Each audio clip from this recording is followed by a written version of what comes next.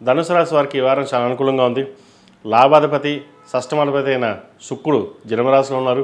సప్తమ దశమాధిపతి అయిన బుధుడు జన్మరాశిలో, వ్యయ పంచమాధిపతి అయిన కుజుడు జన్మరాశిలో ఉన్నారు. అదేవిధంగా భాగ్యాధిపతి అయిన రవి జన్మరాశిలో ఉన్నారు. వృత్తి ఉద్యోగాల పరంగా స్ట్రెస్ అనేది వీరికి ఉంటుంది.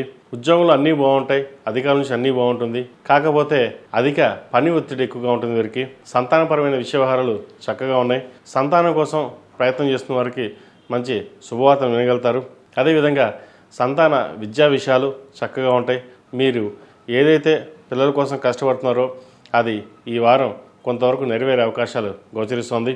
అదేవిధంగా జీవిత భాగస్వామితో స్వల్పమైన విభేదాలు ఉండే అవకాశం గోచరిస్తోంది. వాటి విషయంలో జాగ్రత్త వహించాలి. సప్తమాధిపతి దశమాధిపతి అయిన బుధుడు జన్మరాశిలో ఉన్నారు. రవి కుజులతో కలిసి ఉన్నారు.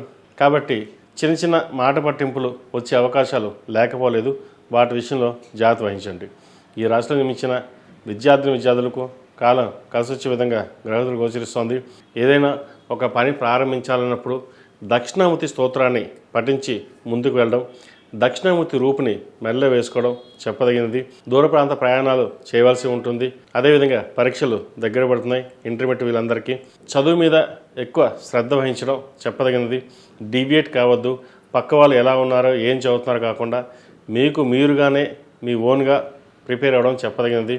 ఎందుకంటే కొంతమంది వాళ్ళు అన్నీ చదివేసి కాలేజీలోకి వచ్చాక అల్లరి చిల్లరగా ఉండడం, వాళ్ళతో పాటు మనం కూడా అలాగే ఉందాం, వాళ్ళు ఏం చదవట్లేదు అనుకోవడం భావన ఉంటుంది. ఏం కాకుండా మీ నిర్ణయాన్ని బట్టి చదువు మీద ధ్యాస పెట్టి ముందుకు వెళ్తే మంచి భవిష్యత్తు ఉంటుంది. అదేవిధంగా ఈ రాశిలో జన్మించిన స్త్రీలకు వృత్తి ఉద్యోగాల పరంగా వ్యాపార పరంగా చిన్న ఇబ్బందులు ఉండే అవకాశం గోచరిస్తుంది. వీరికి అర్ధాష్టమ శని నడుస్తుంది. అర్ధాష్టమ శని చతుర్థంలో కొంచెం బలంగా ఉన్నా కూడా వ్యాపారరీత్యా ఉద్యోగరీత్యా పై అధికారుల నుండి ఒత్తిడి ఉండే అవకాశం లేదా మాట పట్టింపు ఉండే అవకాశం గోచరిస్తుంది. ఇటువంటి విషయ వ్యవహారాల్లో చాలా జాగ్రత్త వహించడం చెప్పదగినది. లాభాధిపతి షష్టమాధిపతి అయిన శుక్రుడు జన్మరాశిలో ఉన్నారు. రావాల్సిన బెనిఫిట్స్ ఏవైతే ఉన్నాయో అవి రావడం, డబ్బు విషయంలో ఎటువంటి ఇబ్బంది ఉండదు. ఒక నూతన వ్యాపారం ప్రారంభించాలనే మీ యోచన ఏదైతుందో అది మంచిదే.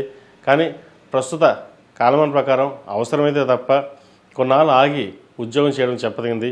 లేదా వ్యాపారం ప్రారంభిద్దామంటే మీ జాతక చక్రం పరిశీలించుకున్న తర్వాత ముందుకు వెళ్ళడం చెప్పదగిన సూచన. ఈ రాశిలో జన్మించిన వారు ప్రతిరోజు ప్రతినిత్యం అష్టములుగా తైలంతో దీపారాధన చేయడం, అదేవిధంగా దక్షిణామూర్తి స్తోత్రాన్ని పఠించడం చెప్పదగిన సూచన. ఈ రాశిలో జన్మించిన వారికి కలిసి వచ్చే సంఖ్య 1, కలిసి వచ్చే రంగు తెలుపు. ఏదైనా పని మీద బయటకు వెళ్ళేటప్పుడు సోమవారం కానీ గురువారం కానీ వెళ్ళండి. మంచి ఫలితాలు సంప్రాప్తిస్తాయి.